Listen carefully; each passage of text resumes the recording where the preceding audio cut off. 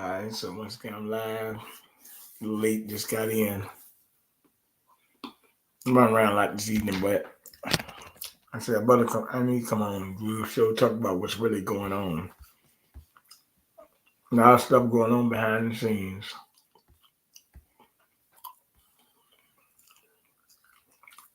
Campus protests, all this other nonsense. So upon like when people need to talk about it.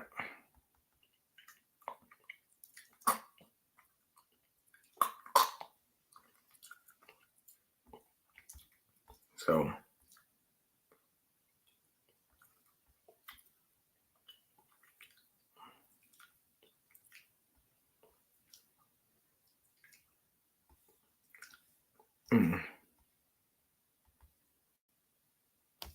you really need to talk about the issues here.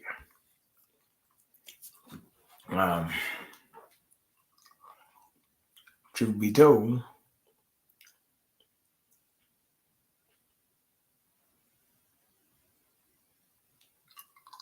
a lot of stuff that people not talking about.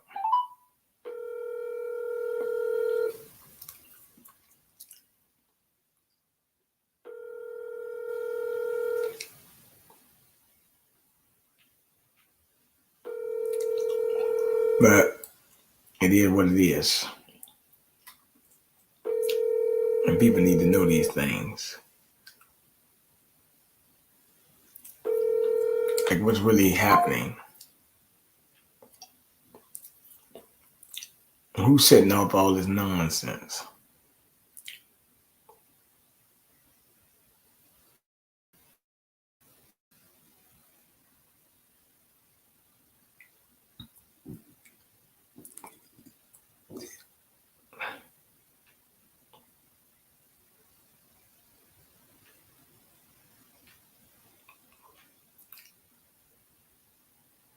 So it shows you there's a lot of things going on and now nobody's really talking about it, right?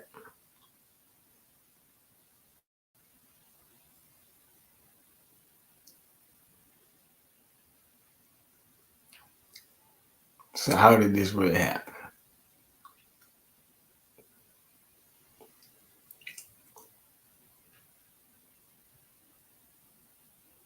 So we had some protests down here in Richmond, Virginia, which was actually very weird, but you know, but let's talk about it.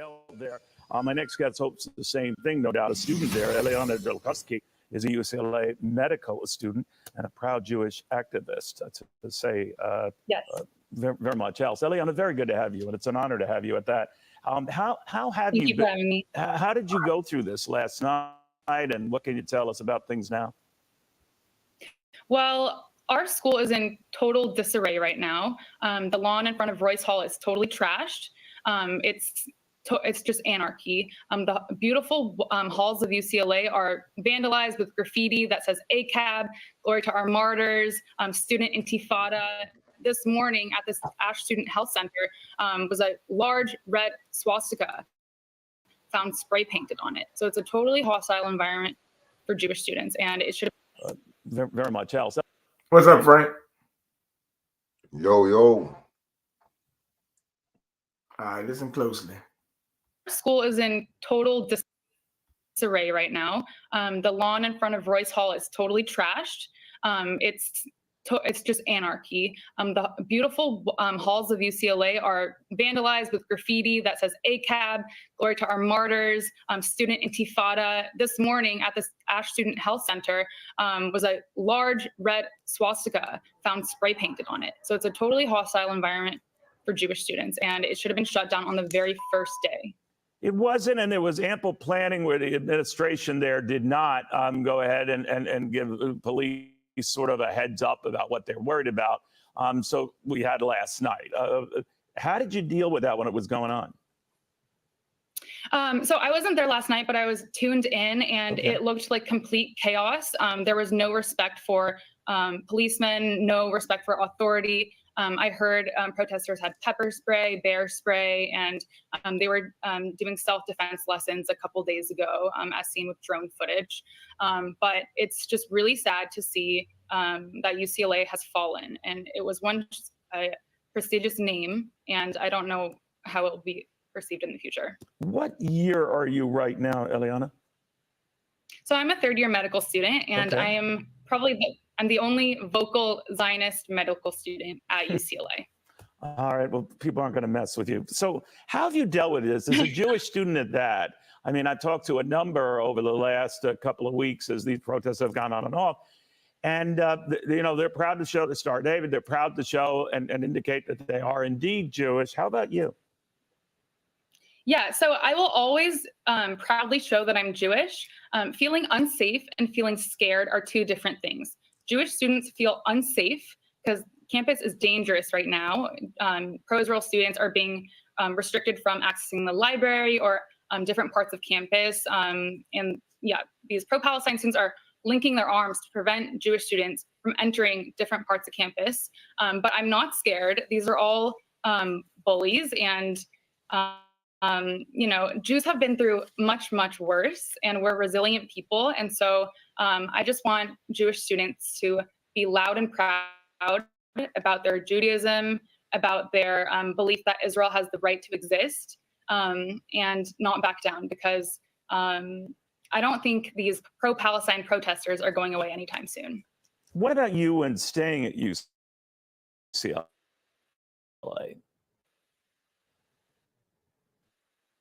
So students harass me off of campus, but also it's really hard to transfer medical schools. Sure. It's not like an undergrad. So I'm going to be here. I have been harassed directly by classmates, especially since October 7th. I've received anonymous emails from classmates saying that October 7th was justified. And even a couple days ago, a fake profile on Instagram was messaging me saying, I was in your anatomy class during first year. I'm closer than you think, you Zionist. And it's been very hostile, definitely. You know, this is popping up, as you know, Elena, all over the country. I keep track of this every day. I believe we're up to 32 colleges and or universities that have had these demonstrations, and sometimes heated ones, like what happened at UCLA. So this doesn't appear to be going away. Does it worry you maybe for when you restart in the fall? Yeah, so it definitely worries me. I think that they're going to plan an encampment again. They're not going away. If anything, they've been ramping up since October 7th. There have been marches throughout campus calling for an intifada, which is a call for violence against Jews. If any of these encampment protesters were to Google what intifada is, they would see pictures of buses blown up, Jewish babies being stabbed on the street. Every Jew is fair game in an intifada, and people are chanting this on campus. I saw it, I heard it with my own ears. I went by the encampment a few days ago, and there was a circle of people drumming and chanting intifada like they were at like a mini Coachella or something. It's absolute insanity, and I don't think it's going anywhere. Is your family worried for you? Do they say, you know what, maybe just come home, don't deal with this? My friends and family are definitely worried about me, especially because I'm so vocal about being pro-Israel. They're saying, you know, these anti-Israel protesters are very dangerous and they can be violent. One of my friends was actually physically assaulted multiple times at the UCLA encampment on the first night. She was standing on a ledge, holding a sign just condemning Hamas, and a few protesters in their scarf masks pushed her off violently. One had a big stick and hit her with it. Wow. She could have cracked her skull on the cement. And after that, it should have been shut down after the first night. But UCLA didn't do a thing about it. And we'll see what happens now. Eliana, you're a brave young woman. Best of luck to you and your career going. What do you think about it, man? Is it true? I mean, a lot of this stuff is contrived. It's, you know, these people. Who knows? She might even be getting paid to say what she's saying, but we all know that these people are getting paid to do these little protests and demonstrations. So it's just like, you know what I mean? It's just agent provocateur. type behavior that's going on. And then you know, isn't it? She looked Asian, wasn't she? Asian? She looked. I didn't know they had Asian Jews. Was she an Asian like chick? She looked, or no? I thought she looked Asian. I don't know. Maybe it's just me. But it's just crazy, man. Because it's like, what if these were so-called black people doing this? What if say this was violent, right? Say if there was violent. Say if there was, you know, them getting violent and them, you know, getting into it with the police and, you know, so-called hitting people with sticks, like she said. Step If into there Wix was so-called black Studio, people, the web doing that. You know, the perception of, for one, the police will react to it totally different, right? And for two, the media perception and the media image that would be put out would be crazy. It'd be crazy. What would you think? What would you say, BJ? If those are so-called black people doing that, it'd be a totally different outcome, totally different story. And that's how you know too. Not even just with race. Well, Race wait a minute. Because Al Sharpton was on the news today, and he said he compared these protests to January 6th, and Brzezinski stopped him and said, "Don't put it as a parallel to January 6th." Well, it's the same thing. You got paid. Sharpton, that's the only thing he got right. That's the only thing he got right. And you know, look, see, that's another thing. They said don't compare it to January 6th. They said, the woman on the TV said, ain't nothing worse than January 6th. And see how they quick to correct black people? Quick to, you know, oh, you know, like as if we haven't been through nothing in this country. I mean, we know Al Sharpton is a plan. When they talk about, hey, look, man, let me tell you something, man. If you look at the encampments, the wristbands, all this stuff, they're the same old script, man. Right. Running that boo game on you. Now, here go Biden today. See, I'm coming to all of it. We're going to go live now to Washington, where President Biden is giving his remarks on what we hear is the campus unrest. Peacefully assemble and make their voices heard. The second is the rule of law. Both must be upheld. We are not an authoritarian nation where we silence people or squash dissent. The American people are heard.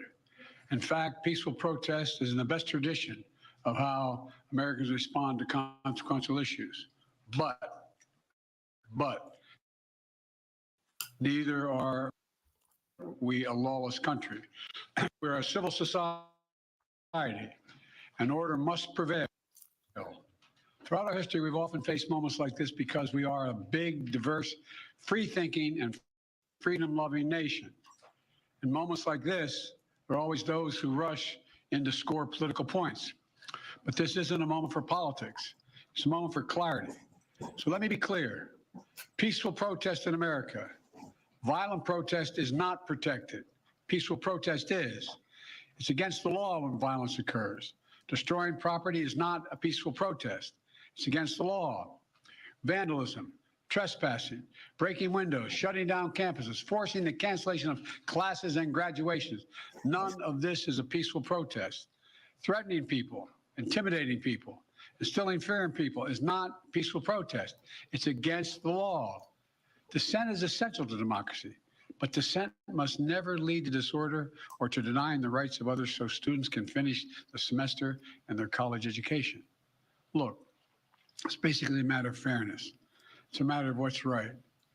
There's the right to protest, but not the right to cause chaos. People have the right to get an education, the right to get a degree, the right to walk across the campus safely without fear of being attacked. But let's be clear about this as well. There should be no place on any campus, no place in America for anti-Semitism or threats of violence against Jewish students. There is no place for hate speech or violence of any kind, whether it's anti-Semitism, Islamophobia, or discrimination against Arab Americans or Palestinian Americans. It's simply wrong. There's no place for racism in America. It's all wrong. It's un-American. I understand people have strong feelings and deep convictions. In America, we respect the right and protect the right for them to express that. But it doesn't mean anything goes. It needs to be done without violence, without destruction, without hate, and within the law. You know, make no mistake, as president, I will always defend free speech. and I will always be just as strong in standing up for the rule of law. That's my responsibility to you, the American people, my obligation to the Constitution. Thank you very much. Mr. President, have the protest?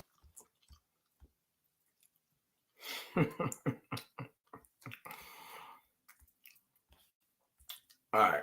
Wow. BLM did it. One of them said. No, they was saying certain shit. They were still saying certain shit like, "Oh, we can't." They were saying it sounds like this kind of script kind of sounded the same a little bit because they were saying stuff. Oh, well, you still shouldn't destroy property, and Obama was saying little shit like that. But I see what you're saying. It's like it ain't. They're not really tripping off this shit. Like, especially when Black Lives Matter was doing that shit, it was really you could really tell that somebody was paying for that. George Soros was paying for that shit. The way they was acting, they was tiptoeing around that shit. They wasn't really saying shit. You know what I mean? And see, that's the thing. But that's how they play us, though. They get us. You know, they get so-called Black people to, you know, they put us in that realm. Oh, well, discrimination. You guys know how it feels to be right. You know about racism. You guys know about unfair treatment, and they get us on that train. And they got their, you know, they got people. Let's go into the real agenda here. You mind? Yeah, let's go into them.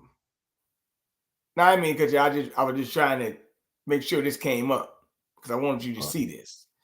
This is the Anti-Semitism Awareness Act. Everybody type in HR 6090. HR 6090. Okay? Now watch this. Because I'm going to read this. It's on Congress.gov. You don't believe me? Look it up. It's right here. HR 6090, Frank. You see it, Frank? Yep. He was engrossed in the house on what day? 051-2024. That was yesterday, right? I believe actually, I think about 320 Republicans voted for it, I think. Yeah, kind of interesting there. But you said 2021, right? 2024, 501-2024. But it was the Anti-Semitism Act had been on the table since October. What happened in October? The little shit that happened with Hamas or whatever, right? Makes sense. No, what you said is HR 2024, right? HR 6090. HR 6090. You got your phone with you? Yep. Let's read. Let's read it together, okay? All right, to provide for the consideration of a definition of anti-Semitism set forth by the International Holocaust Remembrance Alliance for the enforcement of federal anti-discrimination laws concerning education programs, activities, and other purposes. What other purpose you need to wonder about they're talking about here, okay? Now, Holocaust Remembrance Day is going to be May 7th. Biden will come out with a speech that day, okay? Yes. All right. The act may be cited as the Anti-Semitism Awareness Act of 2023 and assisted Congress Title VI, which is 6, the Civil Rights Act of 1964, prohibits discrimination on the basis of race, color, national origin, programs, and activities receiving federal financial assistance. While such title does not cover discrimination based solely on religion, individuals who face discrimination based on actual perceived shared ancestry or ethnic characteristics do not lose protection under such title for also being members of a group that share a common religion. Discrimination against Jews may give rise to a violation of such title when the discrimination is based on race, color, origin, which it can include discrimination based on actual or perceived shared ancestry or ethnic characteristics. Number 4, the policy of the United States to enforce such title against prohibited forms of discrimination rooted in anti-Semitism vigorously as against all others forms of discrimination prohibited by such title. 5, is noted in the U.S. National Strategy to Counter Anti-Semitism issued by the White House on May 25, 2023. Increase awareness and understanding of anti-Semitism, including this threat to America, improve safety and security of Jewish communities, right? Reverse the normalization of anti-Semitism and counter the anti-Semitism discrimination, expand communication and collaboration between communities. Now, some of this stuff is like going back to,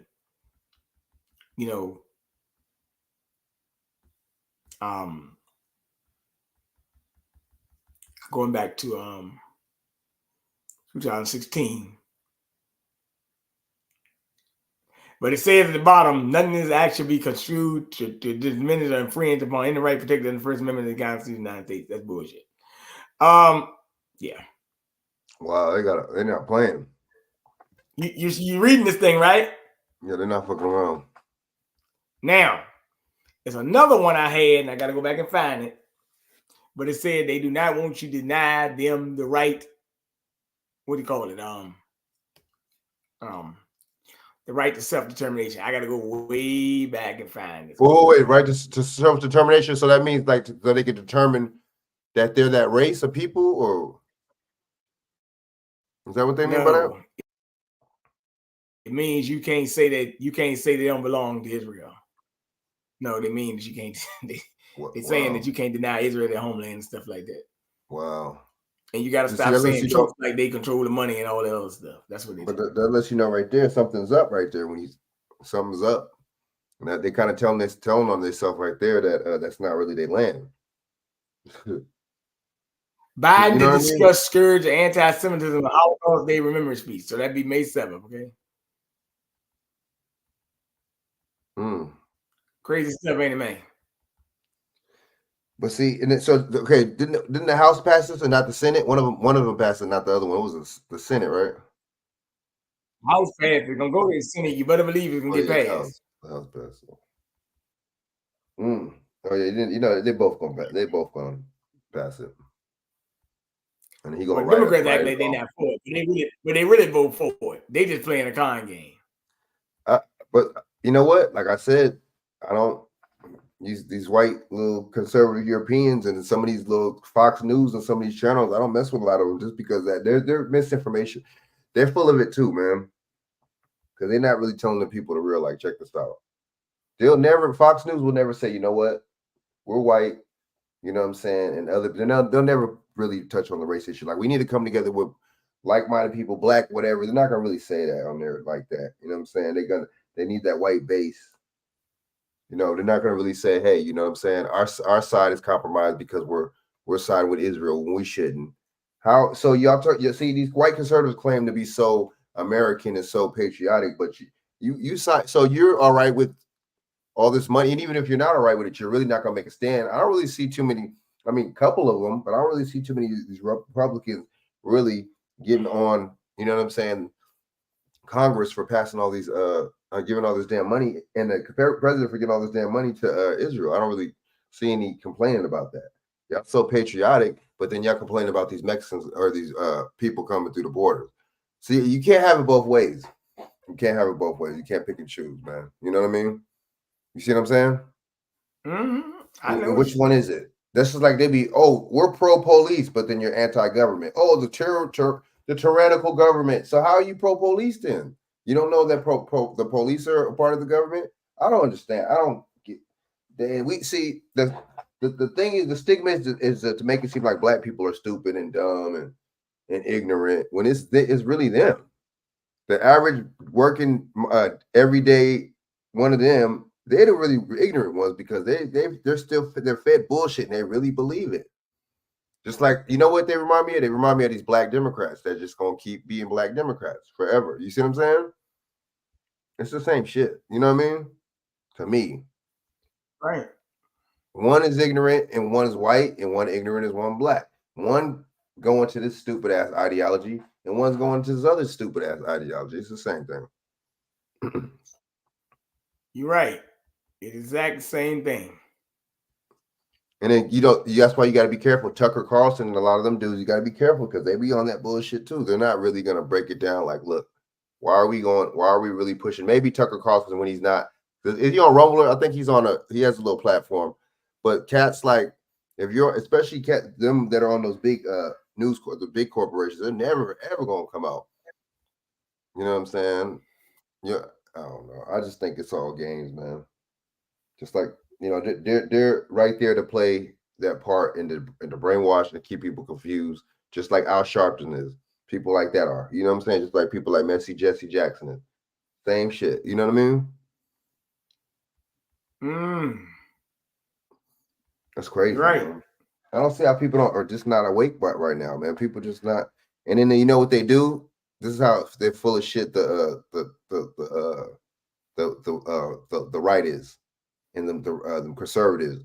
They take that word woke and then try to flip it and like it's a bad thing or something. Oh, woke this and woke. Oh yeah, this is woke that. But it really meant being woke to this bullshit, to this matrix. But then they want to take the word and like it's a bad thing, and that's I'm gonna keep it real though. That's gonna confuse a lot of people too, and make it to where being woke is not cool now to the white conservatives. That makes sense? Mm-hmm. It's crazy, man. I just think we're not gonna come together. That's the problem. Everybody's just too divided, and we talking about this and that. We want this, America, and you know what I'm saying? What we need, and we need the government to stop doing this and that. We better go, man. Tell the government to stop doing this and that. You know, but see, you know what's crazy? They have these protests like this, and that makes it seem like that they're really genuine. You see what I'm saying, BJ? That makes it seem like there's really a grassroots really coming together and saying enough is enough when it's just paid motherfuckers. You see what I'm saying? You see what I'm saying? All right, let's see your website, right? Mm-hmm. See it? Mm-hmm.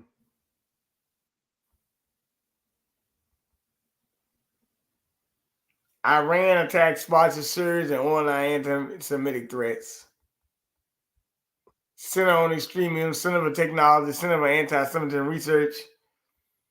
They said there were 8,873 anti-Semitic incidents last year. National Strategy to Counter Anti-Semitism. Let's go in here. That's crazy how they really the National Strategy to Counter Anti-Semitism. I tell you, I always go to this website just to find out. Because if you don't know what these guys are doing, you are crazy as hell. And you can explore the research on here, resources with them. Pillar 1 is increase awareness and understanding. Pillar 2, improve safety and security, reverse normalization, build cross-community solidarity, and collective action to counter hate.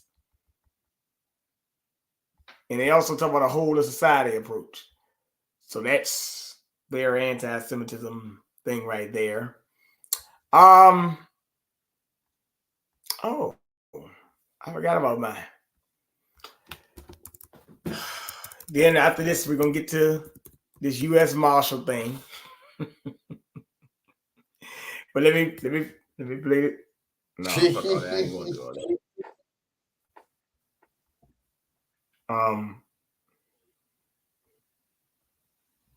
We got trying to find a.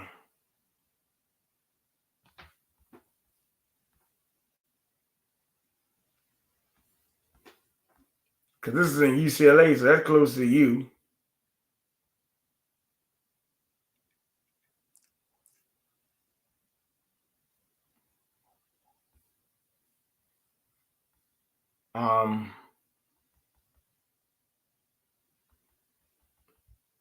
Trying to find a short clip. Because you know while all this stuff is going on, you know Jonathan Greenblatt has been everywhere talking about this. You know that, right? Greenblatt?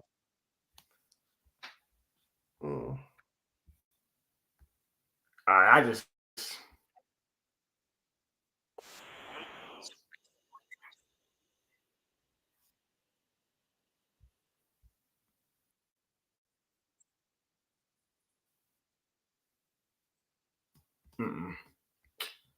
let's not do that because that's too long.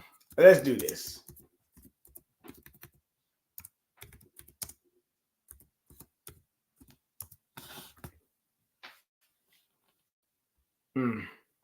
Let's do this. We'll get to him another time.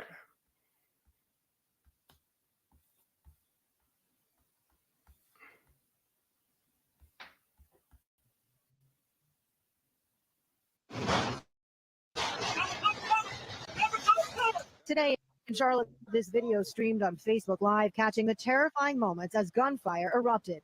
Officials confirm 8 officers were struck. 3 from the U.S. Marshals Task Force have died.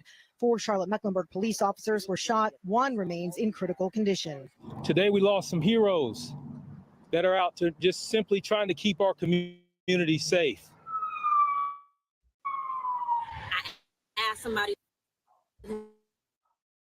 who's on this. Charlotte Police, a local task force, quote, comprised of officers from multiple agencies, was serving a warrant at a residence on Galway Drive when they were, quote, engaged by active gunfire from suspect. One shooting suspect was found deceased inside the house, and police say they are questioning 2 other occupants of that home. They knew what they were going into and still held their own in attempt to apprehend the suspect. The mayor of Charlotte saying in a tweet she is, quote, deeply saddened. Local schools temporarily went into lockdown and many surrounding streets were closed, causing traffic delays throughout the city. According to a federal official, this is the 6th marshal to be killed since 2011. You know, 3 people lost their lives. Exactly, dude. Exactly. Today. Why that see, this person is on to something right here. The most first that I comment. can ask our community. How come they didn't show the other people? We honor. If there were other women, why didn't they say their, at least say their name? You know what I'm saying? And it was like, oh, those are other people of interest. Okay, why? Oh, and they said they took them to the police department. So you didn't arrest them. You're supposed to arrest them. It doesn't work like, oh, let's just take you to the police department while we just had a shootout with this other guy in the house. It don't work like that. Everybody's going to jail, and then fuck. You know what I mean? Like, see, the thing is, man, a lot of the stuff when in real cases, that's how you know a lot of stuff don't be adding up, because in real cases and scenarios, it's not going to work like that. And then 2, Charlotte preparing to say goodbye like to the 4 person officers. said in that comment, why didn't they put the other people's face on the screen, or why didn't they say who the women are? I don't know. But look, you notice it was 3. It was 3 people, Yeah. right? Yeah. 44, the number 44. You know what I'm saying? Dude, there's all types of numbers that came up in that, man. Well, this what made me suspicious when I found out Joe Officers who Biden. gave their lives in the line of duty. Processions and vigils were held yesterday for officers Alden Elliott, Sam Pelosi, Joshua Iyer, and Thomas Weeks. And more events planned to remember those heroes today, including a visit by President Joe Biden, who's expected to meet with the families of those fallen officers. Oh, yeah. Our Richard Vane staying by live this morning with more on the events happening today. Richard, good morning. Good morning to you, Ben. A good Thursday morning, all. Yeah, the community coming together, and visits from people like the president underscore just how much this community is being affected and how everyone is reaching out to honor those men and women who protect us. Now, later today, as you said, President Biden will be in the Queen City. He was planning to be in Wilmington, but will take time to come to Charlotte to pay his respects to the families of those 4 men who gave their lives in the line of duty. It's a time for him to honor and reflect on also the brave people who placed their lives on the line to protect and serve others. After the events on Monday, Biden released a statement that read in part, quote, when a law enforcement officer puts that shield on in the morning and heads out the door, their family members dread the phone call, the very call that came today. It's like losing a piece of your soul. To the families of those we lost, Jill and I, all the Americans are here for you, and we'll always be here for you. That was the same thing that some of those who came out to Marshall Park in Uptown wanted to show. They also came together. They lit candles for those lives lost, also for those who were wounded, and for the brave officers that are still on the front lines. We're here tonight to stand for our men and women in blue. We know that they're standing on the line so that I can sleep at night, so my son can go to school. Yeah, there are a number of vigils and events planned, like the one that will be at Weeping Willow AME Church later today. We have those on our website, and if you want to know more about them, just go to our website at WCNC.com. We're right here in Charlotte. It's Richard Vane. We'll send it back to you. Richard, thank you. And tomorrow, Charlotte-Mecklenburg Police will remember its fallen officer, Joshua Iyer. A memorial service set for 10 a.m. at First Baptist Church. We'll have live coverage of that service right here on WCNC Charlotte beginning at 9:30. Well, in the days ahead, investigators will be reviewing evidence from the crime scene in East Charlotte. CMPD Chief Johnny Jennings says they now believe the suspect was shooting at officers from the second floor of that home, indicating he might have seen them coming. We also spoke with the retired Who gives a FBI fuck director if who they shared seen him a coming? What little does that more have to do with insight anything? on what investigators will be looking at in the days ahead. You're going to have to do a lot of ballistics in a situation like this, and a lot of crime scene investigation. Who shot who, which weapons were fired that resulted in, that struck law enforcement officers, who fired those weapons, who was holding those weapons, whose fingerprints are on those weapons. Chief Jennings says there's not the possibility that a second person may have been shooting from inside the home. However, police are currently not looking for any other suspects. We're also learning that a Statesville police officer is expected to be okay after being Oh, shot is during there? that standoff. Statesville Police Chief David Onley says Corporal Casey Hoover is on the road to recovery and is in good spirits. He describes Hoover as a quiet and reserved man, but also very hardworking officer. He wants to get back to what he does. He loves working with that group of guys. They were tight to another level. It's one thing to be in a police department, but when you have a small group like that works together, that does this type of job, that's the biggest struggle. Statesville Police have launched this GoFundMe page to raise money for Corporal Hoover's needs, medical expenses, and his family. You can find the link on our website, WCNC.com. And if you want to help those families of the fallen officers, today WCNC Charlotte is really proud to partner with iHeartRadio Charlotte and Back the Blue North Carolina for a phone bank to raise money for those families. Wow. Back the Blue, isn't that no, I think it's not. Also, let me say something about the anti-Semitism bill. They also talking about probably banning some Bible verses or something like that. So that was another interesting. How does that work? How do you ban Consider something this that has your nothing to sign? do with politics? The Bible has Stock up nothing on to do with sign politics. because right now at Vistaprint, all signs are 20% off. Say something about them. Right. You see what I'm saying? Author The Crimson Cure, I was watching and this is my perspective. So we got a bunch of chicks mad. Okay, so the NFL draft just happened about maybe a week ago or so, right? Recently. And so Black women were upset. And this is the only post that I captured, but I saw plenty of comments about Black women being really upset that a lot of the draftees, Black male draftees, were there with a lot of white women as their girlfriends and as their fiancés and things of that nature. As you can see right here, so I'm not even gonna lie, seeing all Black athletes with white girlfriends at every draft makes my blood boil. It's borderline shameful. No, it's actually quite shameful, but not because they're with white women, but because they couldn't be with you. That's why it's shameful, because there are not enough Black women that are willing to actually be women and be proper women in relationships, that you can actually be in college with these same guys. Y'all claim y'all go to college all the time. Y'all are always in these universities. You know, you're always somewhere getting your education and getting it popping. And so you rub shoulders with these young men before they ever get to an NFL draft. If you happen to be at a university that has a football program or a well-established football program, you know who the football players are. You know who they are. Y'all the ones want ballers. You got to get a baller before you baller, not after. And that's what a lot of these white girls are trying to do, to go to college, not just to get the degree. They can get the degree, but they go to get, as Ebony K. Williams once called it, the MRS. You go to get your master's, but you also go get your MRS, your Mrs. degree. And Black women don't know how to do that. You refuse to do that.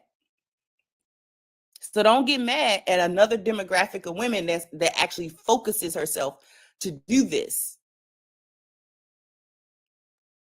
You rub shoulders with these same men that they see them, you see them just like they see them. but you think you're better than them. You think, oh, he doesn't have any money right now. He's just playing football. You know, he's a broke student athlete. He's a broke student like me. So he's not going to be like, I'll get him after. No, you get him now if you want him. If you want to be in his circle. I seen those videos and because I didn't watch the draft, but I saw like the replays and the playbacks, and it was a lot of Beckys. It was a lot of Beckys, It was a lot of them. Right? So then we had one young man who took to TikTok or Instagram or whatever to explain why a lot of his friends who were the D1 athletes that were going to the draft, why they said they were picking white women, and black women still don't want to listen to it.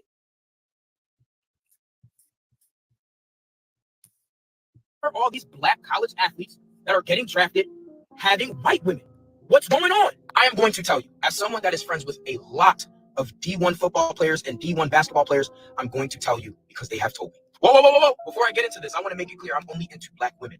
I'm just telling you what they have told me. My man said, bro, how many white women have you seen do the Meg Thee Stallion challenge? And he said, excluding the ones that think they're 2 shades away from being Lotto. I said, probably only 1. He said, okay. Yo, 5 of my guys that play on Division I Power 5 football teams, and they were like, Goody, you know the type of NIL deals we got. One of my men said, bro, I was messing with this black girl. She heard about the deal I got and started to request money, Apple Pays and Cash Apps for her hair and nails. I said, oh shit. My other friends were saying, bro, I would try to take her out to Chipotle, Kava, this and that. She would get mad talking about, why are we going to steakhouses? You're good for it. I said, oh shit. They were like, bro, the white women, they're down to go and get a cup of coffee, go and get some. Why are all these black college athletes that are going to get some fucking ice cream? My friends were like, bro, the white women we're dating, they pay for a lot of our stuff. I said, what do you mean?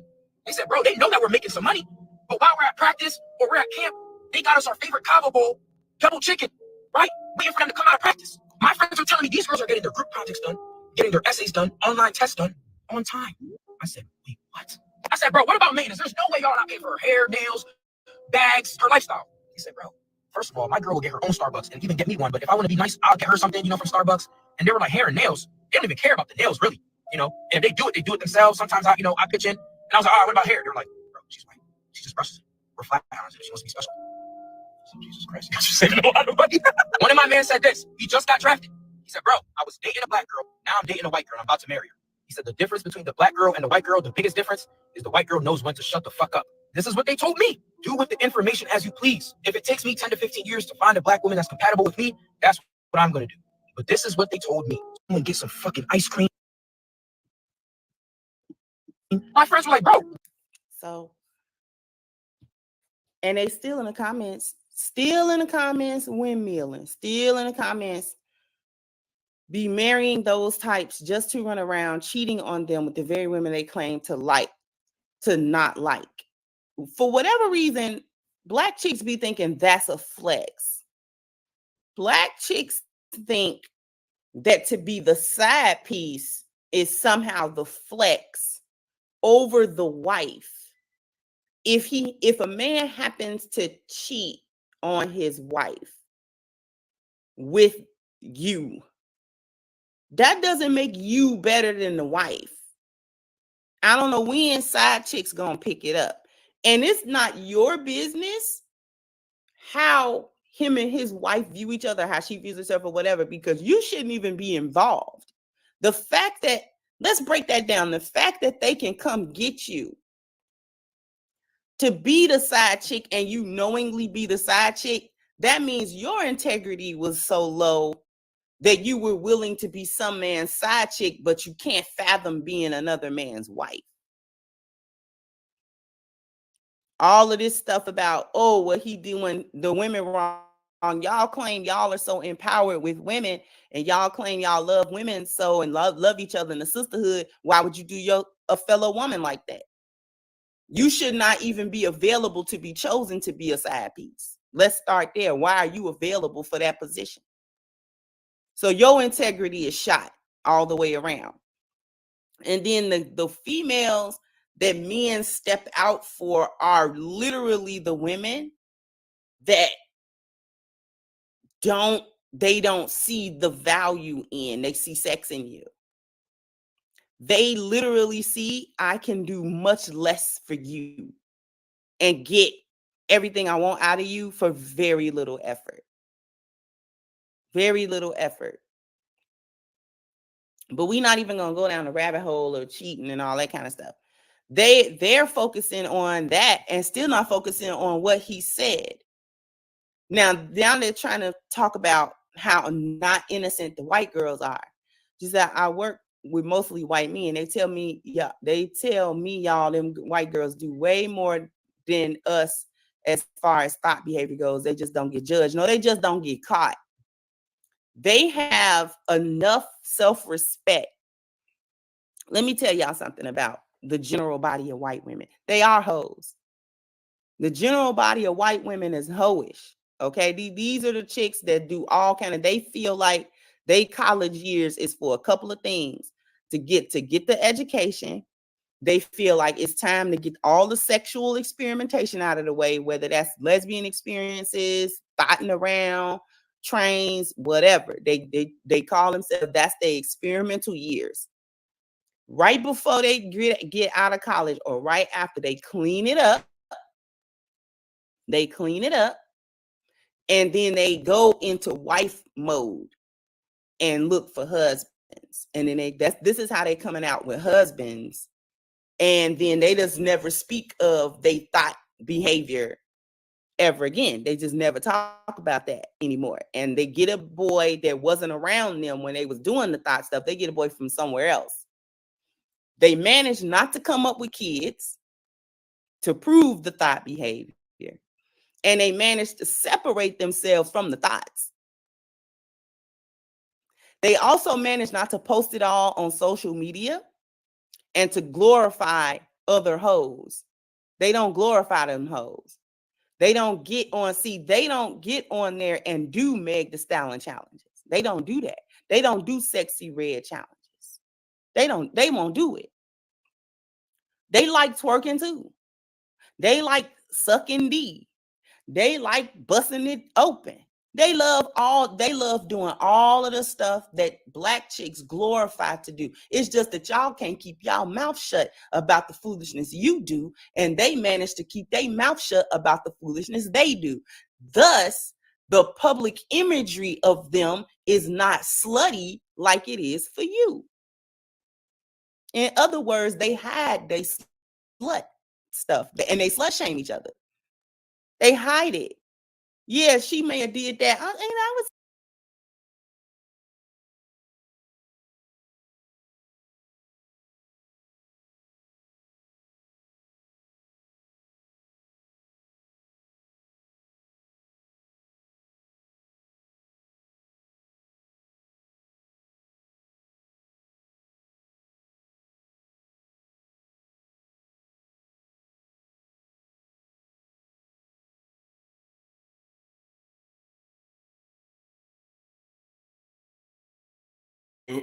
Can you hear me? Yep. Mm-hmm. What do you think about that, man?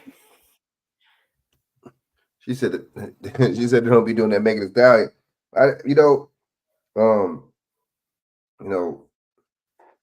What's up with these females, man? What's up with I'm just calling them females because they're not women acting like that. My question is, how would they react if this was a white girl? I mean, if this was white, excuse me, if these were Black women messing with white men. If there was if it was the role was reversed, how would they feel? They really don't say nothing about it like they used to as much. You notice that? They don't say nothing about these divestors. She talking about her blood was boiling. Okay, does your blood boil? Excuse me, when Cynthia G says the stuff she said, does your blood boil when this whole divestor movement come out? Talk about, does your blood boil when this old girl writes a book about how to date white men? Really? You could pull that up. There's really, this Black lady girl really got a book on how to date white men, bro. Like crazy. Like they're Jesus, like they're God or something. Watch like this. Now listen. Now watch this, because this girl is actually coming to Richmond like next week. Watch this though. Another slow chick trying to tell men how to be men. Everything is sassy. You know, men breathing is sassy. You know, if you blink too many times, he's sassy. So then we got this chick here, Erica Banks, and you know they're never famous for anything other than being thoughts or being the baby mamas to somebody. I don't know whether she's just famous as a thought or a baby mama, and I don't care. But listen to this, and then I've got another one for you to listen to, just so that you can get a fuller understanding of where I'm about to go with this. So let this foolishness play. Complaining as a man, because why are you Complaining? complaining Because as a man? why would you ever? Why would you ever complain about anything? Yeah, why would you ever voice Like, your opinion about anything in the yeah, world? you should let me be As the a one man, then. the world is perfect, and you have no right to say shit about nothing. Oh, so it's like, you know, Especially if you were Erica Banks, everything's just right. you ain't got nothing to complain about. You can't say shit about a motherfucking thing. It has to make sense if you do complain. But like, Give me an just example. You can't, bro. You just don't. Just don't. Okay, all right. Just don't complain. You know, I When just want to make sure I ain't. you shut the fuck up. I just you want to make sure I Life ain't crazy, is better bro. when you with Erica Banks. Yes, it Okay. is. Nothing can go wrong. Nothing. You can't complain about shit. Nothing. What would you complain about? She said it Like, don't what's sound wrong? right. Like, So, in other words, you don't want a nigga to open up to you about it. Like, if something no, going on, express you your don't. feelings, but don't complain.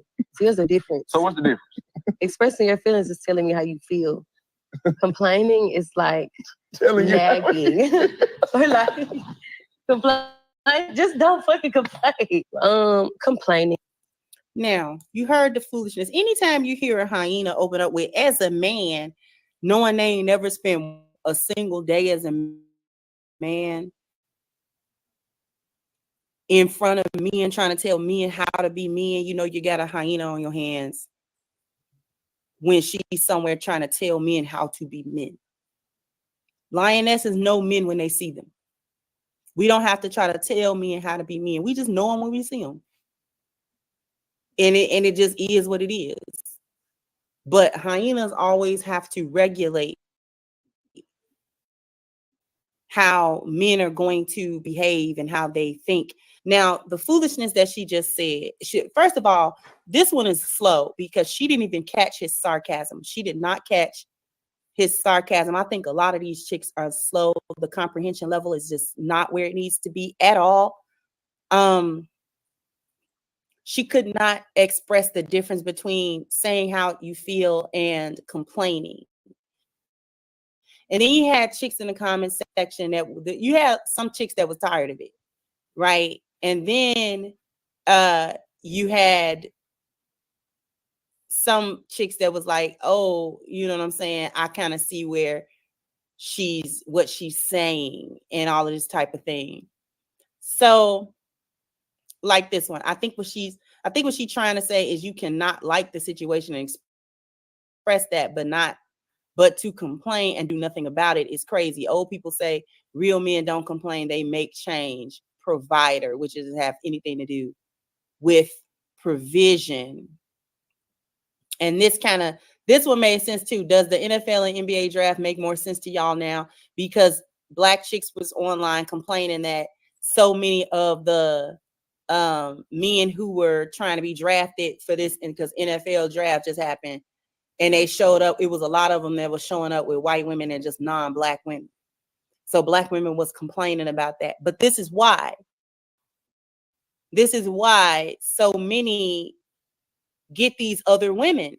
And you can say what you want to say about it, but because y'all think like that, and because you actually try to have your relationships like this, where the men don't have space to be human beings with you, this is why Black men are saying, just forget it, we'll go somewhere else. And just to sort of reiterate the point, this is chaotic. I don't know. I guess he's a rapper or whoever he is, but he apparently dated the slow chick, Erica Banks, that was just talking. So he's on this podcast. I think this is Angela Yee's podcast. and a bunch of hyenas, and he's expressing why he broke up with her. And I want you all to listen to what he said and listen to the hyena responses. Have unrealistic expectations for the men that they be dating, and I'm just not one of those. Like what expectations? Yes, What's please unrealistic? Elaborate. I already know what you're about to say. Erica Banks used to be thinking that she was gonna break my bank, Okay. and that was not happening. Mhm. I was giving her small budgets, but it was like she wanted to go over. So it was like, I mean, because get what? With a small budget to me might be a large budget to somebody else. Wasn't a large budget to Erica. She kept going over. Yeah. No, What's I'm the saying, budget? see, like I said, unrealistic. A budget for me is real. This is a realistic budget. Real number. Like what's a realistic? Yeah, but you're trying to keep up with the Joneses. You're not gonna keep up with the Joneses off my. You know what? What's a realistic budget to you? Like, okay, let's say if you need something, like you need a bill paid, something like that. I got you. The You know what I'm mortgage? saying? Yeah, I cover that. Okay. Say card note. I My cover mortgage is that. I cover $10,000. things sort of bills, like I would be there. You know what I'm saying? Does she have to ask? But then you got to pick a side because you're not going to be getting bills paid. And then thinking we going to Shanae. Okay. Shanae. more than the bill. Exactly. So it's like, yo, I just paid the bills and you want Shanae too? I'm good off that. Okay, And then there's so she other needed to pick a girls. side Then there's and stay other there. girls in the world that don't even want that much. Just That as already got their beautiful, own shit. or even more beautiful, that really can bring more to the table than you could. Okay. And it ain't about finances with me, because for us men, we ain't getting nothing out of y'all. We really be wanting more emotionally and mentally and physically Amen, brother. and spiritually. We ain't asking for nothing financially. So you want her to be your therapist? And no, it's not. Girl, where did you? What? Hold Look, on. look, you want emotional support. I don't want her to be my therapist. I want her to be. I want her to be my peace. I want to be somebody I could be vulnerable with. That's the problem. Your safe space. I can't even be vulnerable with her. Right. Bomb. So it was over with. It's like hard to be able to be vulnerable with girls. It's hard to be able to talk to them. He really liked Amy. He really. You can't even tell. You can't even really tell a girl. Even if you're going through a hard time, you can't even say it. Like, say my money tied up right now. I can't even say that. Right. You gotta hold everything in and just make everything happen. So some girls is not understanding. So for me, it's like you see me single because eventually I just realized that what I need from you is understanding. Right. How can we communicate? That feels very transactional. If you don't hear what I say, This guy. Come on, if you don't hear what I say. That does seem very transactional. If somebody is always expecting you to financially do things. But then they don't want to do their part. You feel me? Because I like to, like, if I'm dating somebody, I am gonna like try to get nice stuff. If I'm out, I'm like, oh, this would be cute for him. You know, I like to like. These girls have. He explained it very well, and you could hear the hyenas trying to pick apart as he was talking. What did she have to ask him for it? What did you? They were trying to find the holes, the wiggle room, the no accountability for their flow hyena for being a transactional thought with this man. And he's saying, listen, you're not going to live a particular kind of lifestyle off my dime. You're not going to do that. If I'm paying a bill here and there, I'm financing you, you know what I'm saying, in certain ways, you're not going to get that. And you know what I'm saying? I got to buy you a Birkin bag every 5 minutes. We're not doing that. If you, first of all, if you want to keep up like that, if you want to keep up with the Instagram Joneses, you're going to have to dig in your own pocket and figure that one out, baby girl. Since y'all such boss chicks and y'all got it, it shouldn't be a problem, correct? And then these is older chicks too with that foolishness. And did you have to act? And then when he said, I need support from you. Now, we just heard her say, don't complain as a man. So then we understand that he's not lying. He's saying that she does not, there is no such thing as emotional support, because she doesn't even think that a man should say anything or speak about anything that is displeasurable to him or not palatable to him, or things that he doesn't like, or things that's going wrong with him or around him. We just heard her say that out of her mouth. Didn't even catch the sarcasm of the guys that was like basically clowning her for it. It was like, this is crazy. So then you have a man who was actually in a relationship with her express that this is actually how she carried the relationship, and ultimately why they had to break up, because it's unrealistic. You want me to shell out money and this, that, and the third, but when I come to you for your part of the relationship, which is supposed to be, y'all claim y'all know how to nurture and all this kind of stuff, the nurturing part and the support part, now you frowning up and you don't want to do that. So basically you're whoring. And y'all don't like to call this prostitution, but it is. That's exactly what it is. It's not getting to the bag. It's not getting a man that's a provider, because it's funny how y'all change the definitions of provider to mean tricks. Y'all think a provider is a trick. Y'all really try to make those two things mean the same thing. Y'all really tried that. And because y'all are prostitutes in y'all head, and y'all are acting out that prostitution in y'all mind, a provider is a trick. Because the trick is where you getting the money from. Damn. And then you don't want nobody to call y'all hoes and say y'all hoeing. When y'all say it out y'all mouth, y'all quote unquote going through a whole phase, which everybody know nowadays. Because they was trying to make what's unrealistic. All this crap is unrealistic. All of it. Every last piece of it.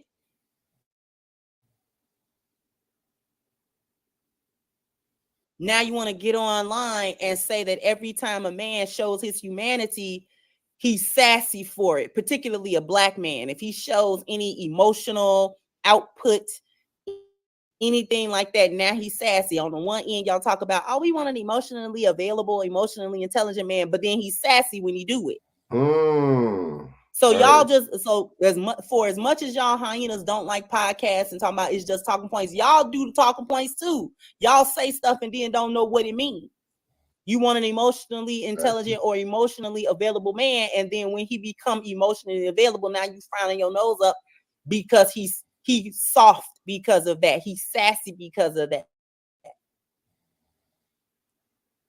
Which only indicates and lets everybody know that you have no idea what a man that's being emotionally available and still in his masculinity, you have no idea what that looks like. None. And you've never experienced it before. Therefore, you're going to fumble a man. She fumbled this guy because he seemed like he might have been on the up and up and want to rock with you in a real relationship. That's the other thing. Y'all have these men that really want to be in real relationships with y'all. And when y'all humble, then y'all want to get out here and stand on the nearest, you know what I'm saying, elephant skull in the boneyard and holler to the top of your hyena lungs about how ain't no good men out here, when you had 3-4 men that was really trying to rock with you the long way. That's man. And you fumble because you don't know how to be a woman in a relationship. Good point. It was disgusting for her to say, so you want her to be your therapist. That's how y'all think. That's how hoes think. You actually want me to talk to you? You actually want me to have feminine energy with you? You actually want me to pour into you? You actually want me to support you in some type of way, even just morally, even just verbally? Oh, you want me to be your therapist? You want a daddy? You want a pimp? So now what? Y'all really make me sick. Anyway, jump down in the comment section. Let me know what you think. Like, share, subscribe to the channel if you have not. Once again, I'm your hostess, The Crimson Cure, and this was my perspective. Bye-bye, Crimsonites.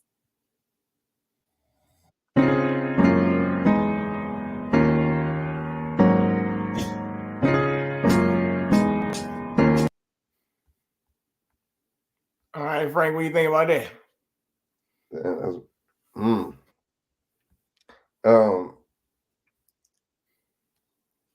You know, she right. I like how she broke it down. You know, they really trying to make it seem like they could pick, define what a man is, but you don't even know what a man is. That lets you know they don't know what man is, and they don't know what real men are. You see what I'm saying? And they do say stuff like that. I see what she's saying. She talking about, oh, we want a man that's, this and that and this and that. But then at the same time, when you acting, like you have some, sympathy and empathy, then they, it's just you're a web designer. Honestly, these females watch too much reality TV, listen to too much social media. They they trying to basically live vicariously through somebody else, man, and somebody else's talking points. Dude seemed like he was doing it like you said. This looks What like I'm saying. Oh girl, I wouldn't take advice from none of these females. I really wouldn't, man. Never. I know she coming here next week. All right. She coming here next week. She like a rapper or something. She coming here next week. Wow. It's just And then see, the thing is, they say stuff like that. That's really to push this on little girls and the future generation, really. Of course it is. All right, here we go. More bull crap. 1,000-pound semi, right? But here, take a closer look, because there's a big difference. There's no human driver. So at Aurora, what we're building is a driver. The Aurora driver is this combination of the hardware, the stuff you can see hanging off the side of the truck here. So different sensors like a LiDAR and camera and radar that allow it to see the world.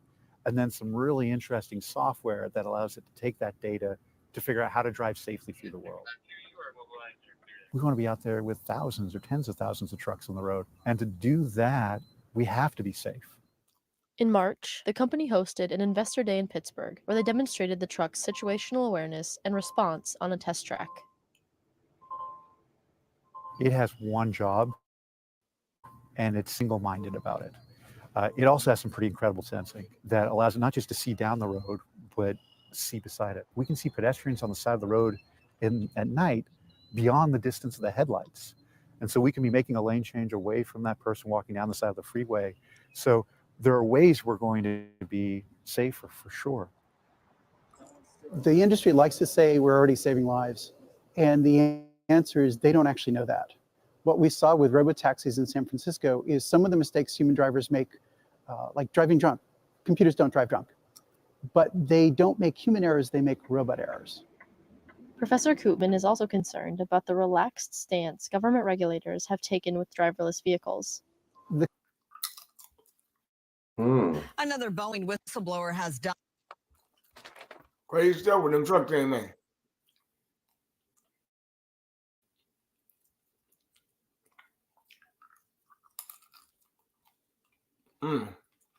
That right there, After a sudden that right there, BJ, 44-year-old Joshua Dean. that right there is crazy. That right there, see? What, I actually thought Tesla was going to do it first. But I seen it self-driving truck? Yeah, I thought Tesla was going to actually. I've seen it coming though. I've heard the story. Well, you see what I'm saying? And that's a good trade, man. That's a good job, high-paying job. Just like how we were talking about with the cats on the bridge. Those port jobs are real good too. So that would make sense how you would just place all those people, or most of those people out them type of jobs, and then you come in and have AI do a lot of that stuff. You know what I'm saying? And you save that much more money. It's all about greed, man. Well, here you go. More greed. Tuesday after a surprise staph infection left him in critical condition.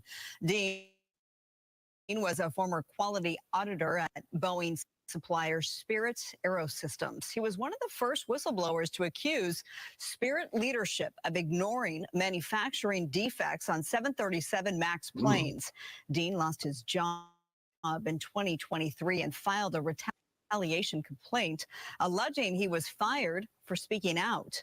He was represented by the same law firm that represented Boeing whistleblower John Mitch Barnett. Barnett was found dead in an apparent suicide back in March. Dang. I'm a therapist who goes to therapy, and Sounds some like a people valid think that's point, man. strange. The thing is, though, therapists are human beings just like you. We begin with that breaking news out of New Jersey. A home in South River in Middlesex County flattened by an explosion. At least one person has died. CBS 2's Naveen Dhaliwal live at the scene. Naveen.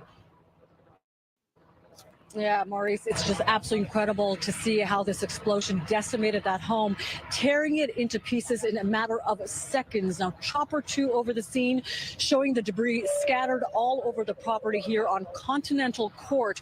Now, it's just wrenching to see this is where someone lived. This was their home.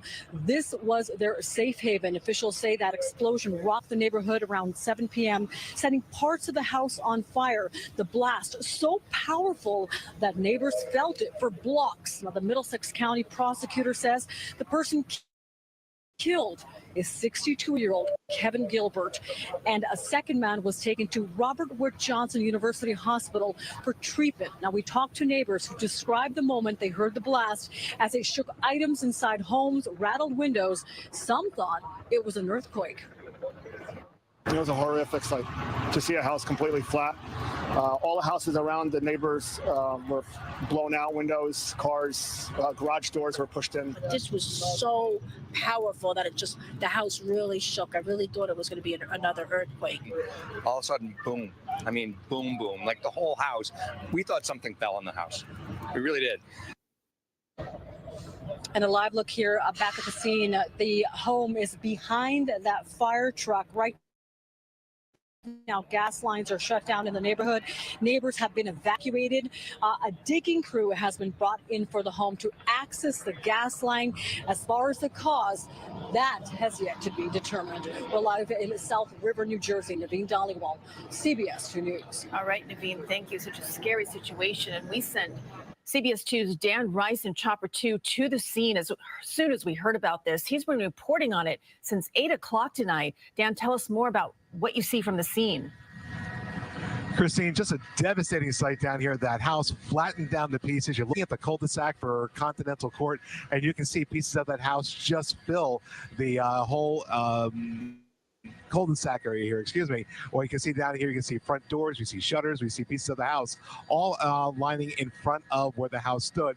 Now, most of the fire trucks have moved away here, so the lighting has gotten a little poor for us to see with the camera there, but in that darkness, you can see bits of that house that are still standing, that roof brought down to the ground, pieces of the house in the trees behind where it once stood. We've seen the crews down here trying to get access to the area. That's PSE&G down there in those yellow vests with the yellow hard hats. They've been working down here as well. Just a devastating scene down here where this house exploded in every direction it possibly could have. Reporting live in Chopper 2, Dan Rice, CBS 2 News. Okay, Dan, thank you for that. And we will stay on top of this breaking news story. Look for updates on CBS 2 News this morning and also throughout the night on Crazy stuff, man. What the hell? How did shit just end up flat? What? The house. It's like, what the fuck? What? The house? Yeah, it's like somebody, man. Man. That was some demolition, man. Well. Nobody seen nothing. Man. You know what I mean? You know, none of them neighbors seen anything, right? I don't know, man. Crazy. Actually seen anything? You know, I know they heard, but did they see, you know, right? How did shit just fucking end up flat and nobody seen it? I don't know. Crazy, right? That's how this truck thing is crazy too, man. Those taxis is crazy. Self-driving, this is just, I don't know, man. I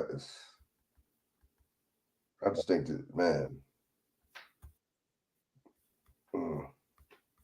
See, they're pushing, they're letting you know. I don't understand why people aren't outraged. They're letting us know they want to replace. They want to replace you with the migrants. They want to replace you as far as numbers with that, and something on the census with the migrants. And they want to replace in labor too. And they want to replace you straight up for labor with the damn AI, with the robot. I don't know, man. I don't know.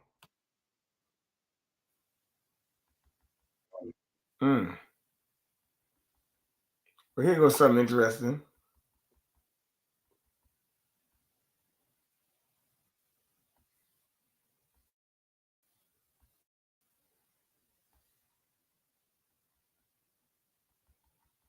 75.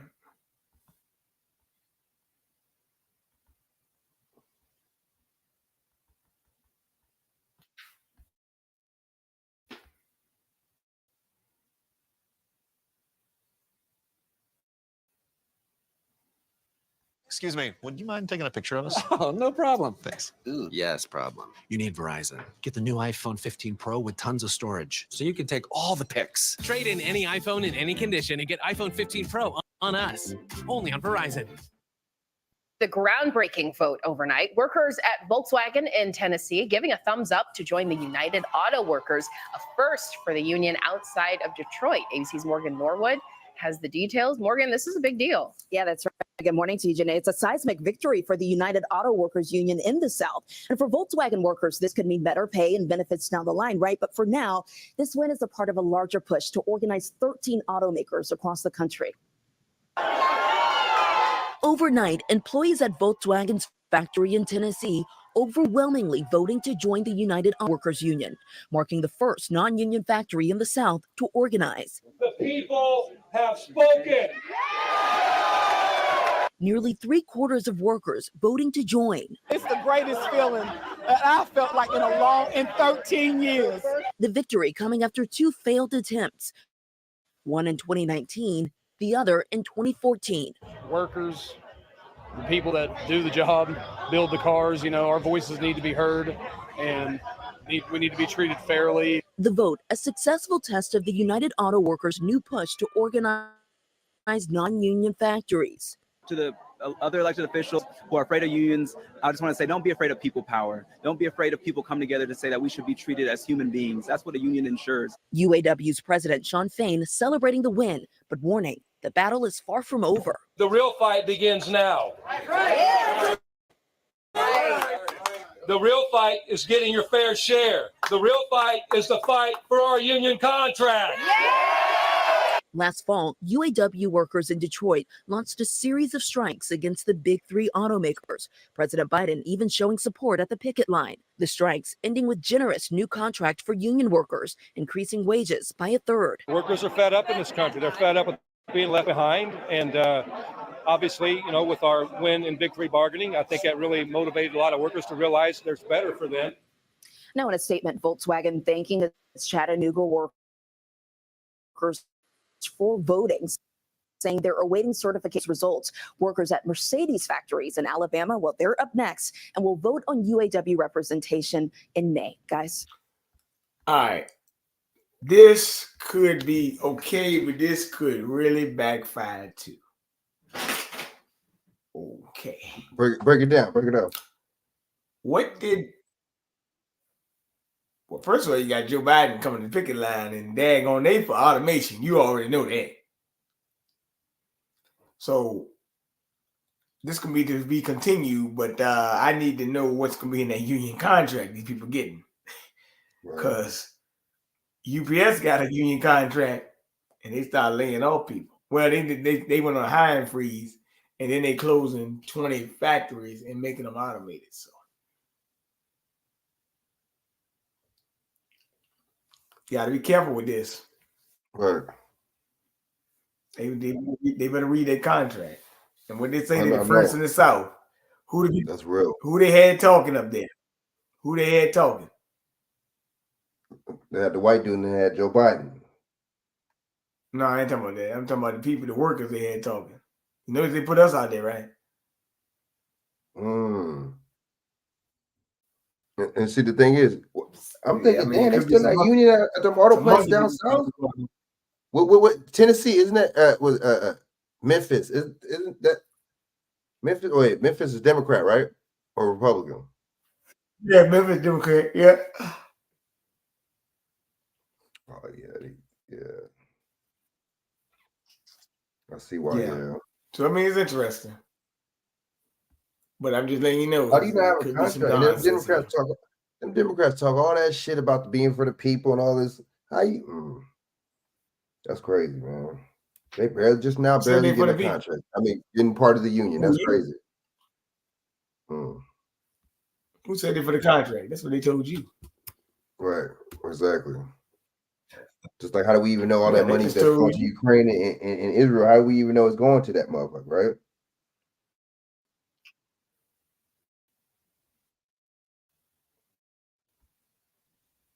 Mm-hmm. Let me see some here.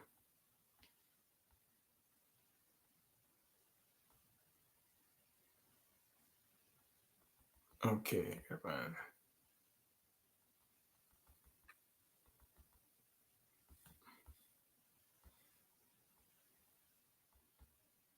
I'm gonna find it for you. Here you go.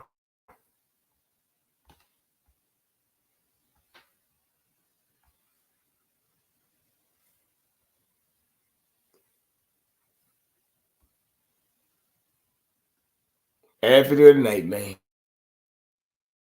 Mass shooting.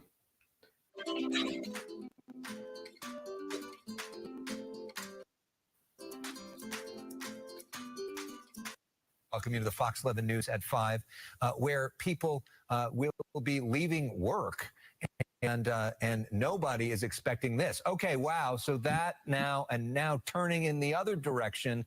Here we go, Christine. Well, as you think of why police are pursuing this vehicle, it's a shooting suspect. Sometimes they will back off and go into tracking mode when it's really dangerous, like something like this. We've not heard of that. We've not heard of LAPD going into tracking mode.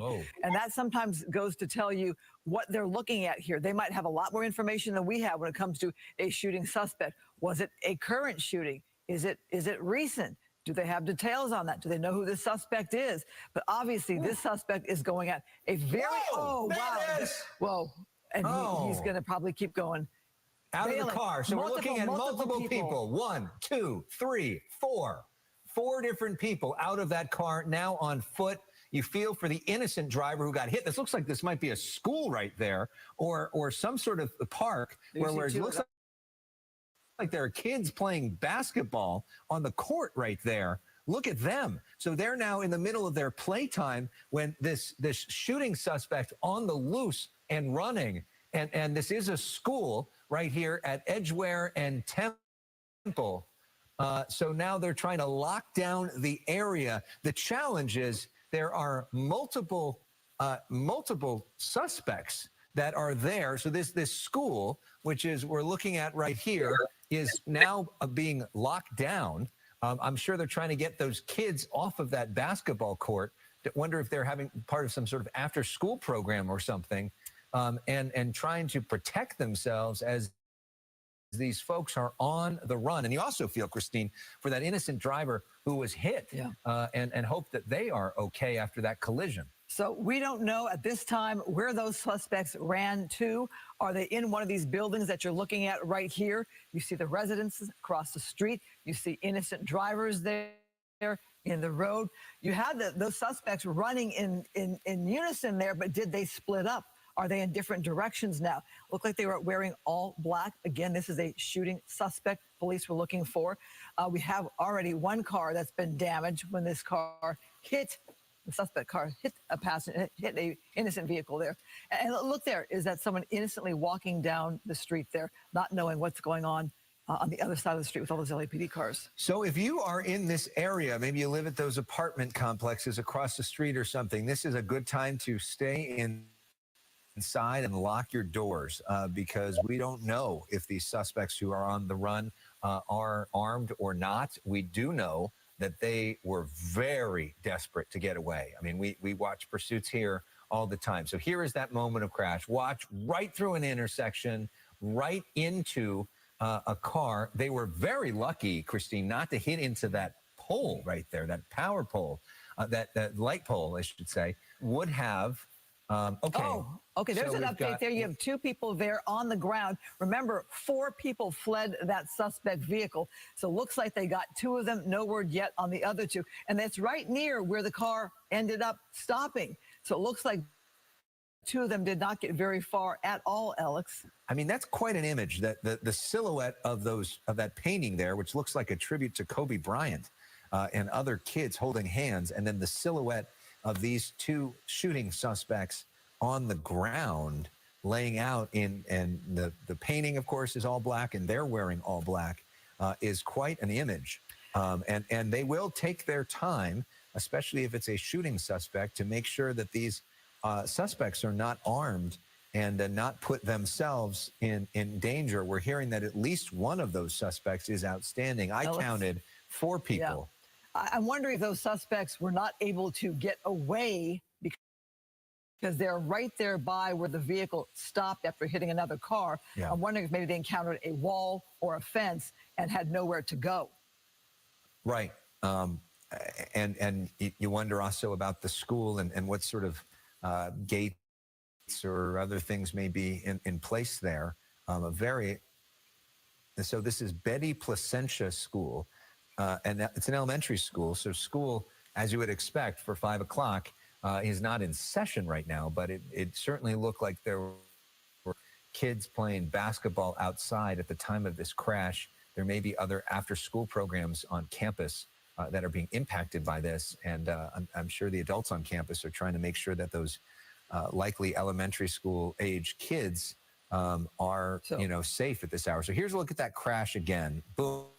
Look how they barely missed that light pole, which frankly, in a collision like that, may have killed them. But watch how they took off running there. And again, 2 of them are on the ground there. You can imagine about to be taken into custody. There were 4 of them. We know 1 is outstanding. So does that mean they have another arrest somewhere? The driver, they say, is outstanding. So that means they have 2 there on the ground, a 3rd one somehow in custody, if they're still looking for 1 person. So how that 1 person, okay, there you see the commands by LAPD, basically hands in the air. They're separating these 2 people so they can't, do anything together in unison. They're doing 1 at a time. They're getting that person away from the car, away from that other suspect. They're on the ground. They want to separate them. Also, they've got those sweatshirts on. They probably already did a check, lift your shirt up to make sure there's no weapon. Back up now to the police vehicle there. They'll take that 1 person into custody. You can see guns trained on that other suspect there on the ground.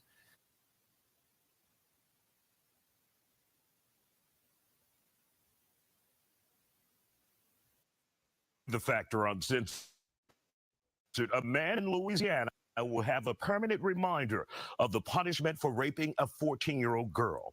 Not only will Glenn Sullivan Sr. be headed to prison for the next 50 years, a judge has ordered that his balls be removed. My next guest demanded Sullivan be physically castrated. What the fuck? I heard about And joining this, us tonight man. on The Factor Uncensored, we have Livingston Parish Assistant District Attorney Brad Cascio. Glad to have you here on The Factor, Mr. Cascio. Crazy situation there. A man is accused and has been convicted of raping a 14-year-old. And he was sentenced to 50 years in prison.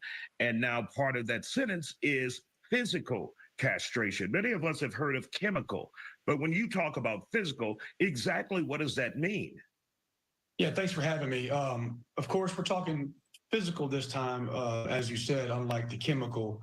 I've had probably 2 or 3, I think, over the course of my career, chemical castrations that are ordered. And what that entails in the state of Louisiana is a scheduled administration of shots throughout the remainder of the defendant's life. That he has to go in, he has to report, and he has to voluntarily intake. And if he ever were to take testosterone or steroids to counteract those injections, then that would be a new charge and he would go back to prison. For the case of physical castration, we're talking about a surgeon surgically removing the defendant's testicles from his body. Got it. So now the person in question, the man convicted, is 54-year-old Glenn Sullivan Sr. How did we get here? Give us a little backstory to tell us why this was necessary. So Glenn Sullivan has lived in Livingston Parish, in my understanding, his whole life. And I can tell you he is what we call a longtime offender or a career defendant. He has constantly been a part in the justice system as a defendant. And this particular crime that he's committed is just so egregious and so heinous.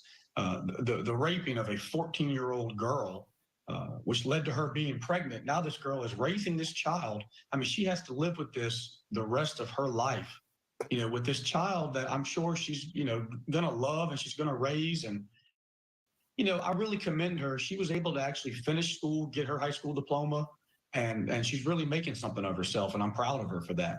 And Mr. Sullivan, just being the lifelong defendant that he is, committing such a horrible act to this young girl, I think he deserves every bit of this. And it's my understanding from court records that he also threatened to kill her and her family if she told someone that he had raped her. That's correct. That's usually a part of this type of offense, right? These guys want to exert some type of control over their victims to protect themselves. So they will often use threats of violence or harm to either the victim or the victim's loved ones, relatives, to keep that secret and to protect themselves. It's my understanding from speaking with the victim and her family that Mr. Sullivan does have a history of physical abuse. And so not only was it a threat, but it was a real threat. It was something that he was likely to follow up with. And so that definitely instilled some fear in this victim. And like I said, I'm very proud of her because at some point she said, enough's enough. I'm tired of this. And she came forward. And for somebody at such a young age in such a dangerous position to have the courage to come forward and see this all the way through, I felt obligated to bring her as much justice and as much vindication as possible. And how old is she now? And is she still living in Livingston Parish?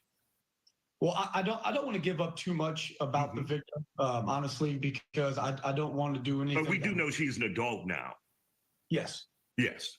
Got it. She is safe, and she is, she's living her life. Excellent.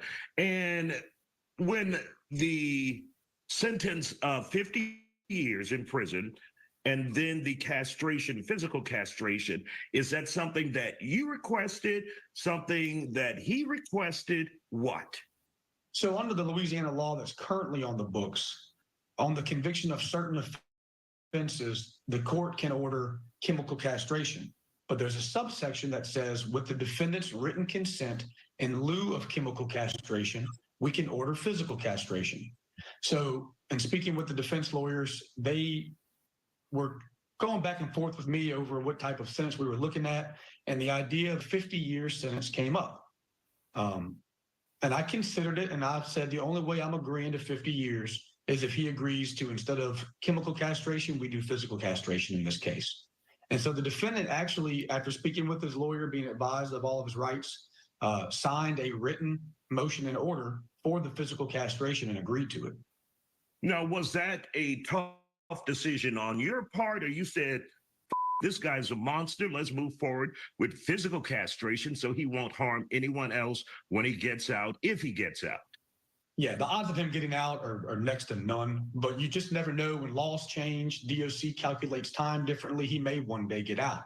And when I thought about this in this particular case, given the act that was committed and the strength of the evidence, I had no problem at all whatsoever requesting the sentence. I mean, we have a DNA test that proves the child born from this young girl is his child. So there's absolutely no doubt what occurred.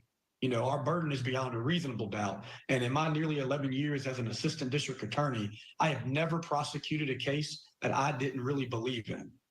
Because if I don't believe it, I'm not going to prosecute it. But in this case, you had no choice but to believe the man was guilty.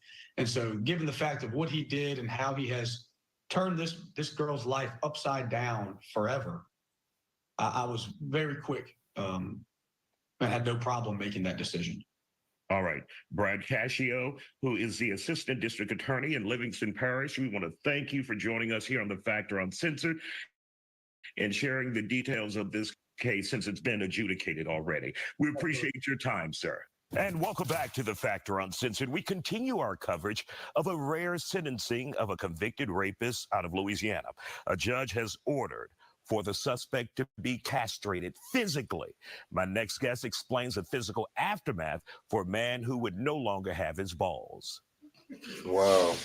And following up on this crazy story out of Louisiana and Livingston Parish, we have Dr. Danish Ali from Archpoint Pain Institute. Dr. Ali, Glenn Sullivan Sr., found guilty of raping a 14-year-old, getting her pregnant, and of course, threatening her and her parents' life if she told anyone. She stood up and decided to tell. He was convicted and sentenced to 50 years in prison, and of course, physical castration castration.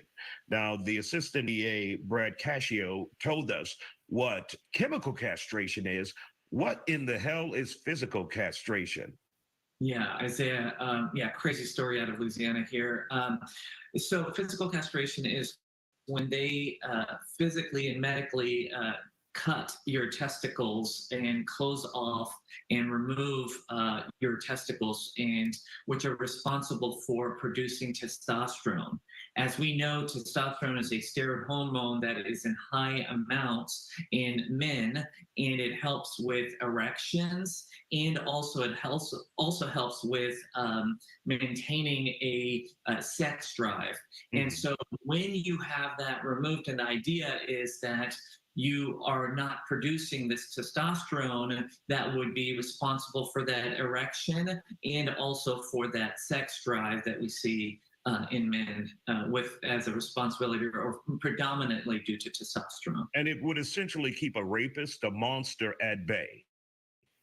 When it comes that's the idea. That is correct, Isaiah. And what's interesting is my understanding is that there are probably also other things where they cannot obtain testosterone pills, injections, the creams that folks talk about. And so, you can't go to a physician and ask them, hey, I'd like to get my testosterone refilled or amount increased. And so I think that's probably another factor into it. But again, what we do know is with the low amount of testosterone, yes, as we mentioned, the erection, sex drive, but also there's the risk of heart disease and osteoporosis in folks that have a lower testosterone level as well. And we see lower testosterone levels be responsible for obesity. So, there are side effects to this, and I wonder if they're going to be challenging those and bringing those up if they plan on appealing this decision here.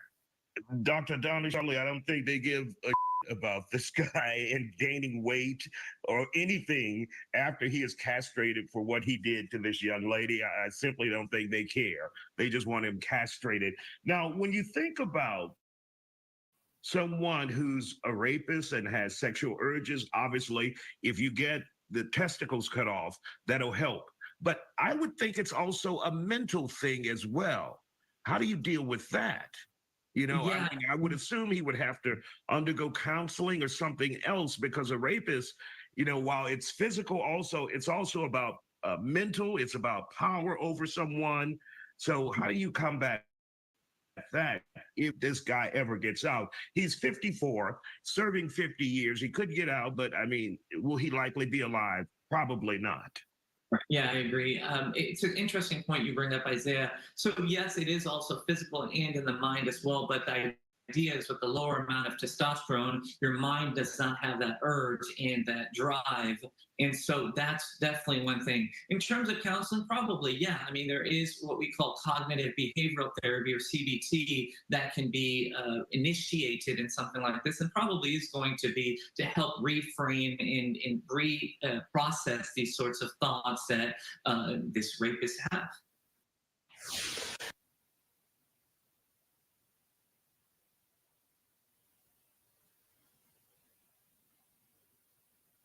Whatever you do it for less at Harbor Freight. Tonight, the crackdowns as the number of arrests on campuses surpasses 2,000. More than 200 of those arrests happening at UCLA. Yo, wait, hold on. Let me say something, man. Flashbangs firing non-lethal projectiles as they moved in to rip down the pro-Palestinian encampment.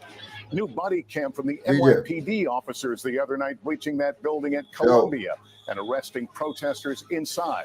Our report coming up. Also tonight, President Biden condemning the clashes on campuses, saying violent protests is not protected. His 2024 rival, Donald Trump, praising the NYPD crackdown, calling it a beautiful thing. The massive fireball on I-95, a fuel tanker colliding with a tractor trailer and a car in Connecticut. No injuries. But how long could the interstate be shut down? Evacuations ordered in Texas. Widespread flooding, submerging homes, roads, and cars. Former President Trump back in court as his criminal trial resumes. The former attorney for Stormy Daniels on the stand, testifying about hush money payments as prosecutors asked the judge to hold Mr. Trump in contempt again. New troubles for Britney Spears. An ambulance called to a landmark LA hotel after sources say the pop star got into an altercation with her boyfriend. And the Lego legend, turning the landmarks in our nation's capital into mini masterpieces. This is NBC Nightly News with Lester Holt. Good evening and welcome. More dramatic takedowns at college protest encampments, leaving hundreds more arrested. But tonight, the pro-Palestinian movement they joined is still alive and playing out at dozens more of the tent camps that have popped up at other campuses across the country. California Highway Patrol officers on the front lines of a crackdown at UCLA overnight, tearing down the makeshift barricades erected by pro-Palestinian supporters and moving in to arrest those who defied orders to disperse. The sweeping operation captured on live TV. President Biden breaking his silence on the demonstrations, expressing his support for peaceful protests, but adding we're a civil society and order must prevail. An NBC News count shows over 2,100 people have been arrested nationwide since the demonstrations began. Tonight, we take you into the chaos. Here's Liz Kreutz. With the clashes between college campus demonstrators and police reaching new heights, today President Biden condemning violent, disruptive protests. Vandalism, trespassing, breaking windows, shutting down campuses, forcing the cancellation of classes and graduations. None of this is a peaceful protest. Threatening people, intimidating people, instilling fear in people is not peaceful protest. It's against the law. Dozens of universities and colleges across the country continuing to grapple with how to handle the growing movement of pro-Palestinian demonstrators. This morning at UCLA, law enforcement breaching the massive encampment just before dawn. All right, police and riot gear right now. You hear the flashbangs there, but the police, they are breaching the barrier.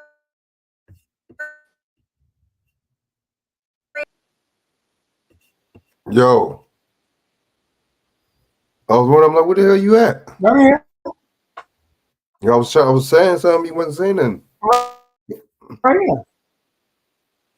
But man, that castration shit was weird, man. So this is about the protest. What? That castration shit was weird. That was some weird shit. That was weird, dude. Yeah, man, a lot of stuff going on, man.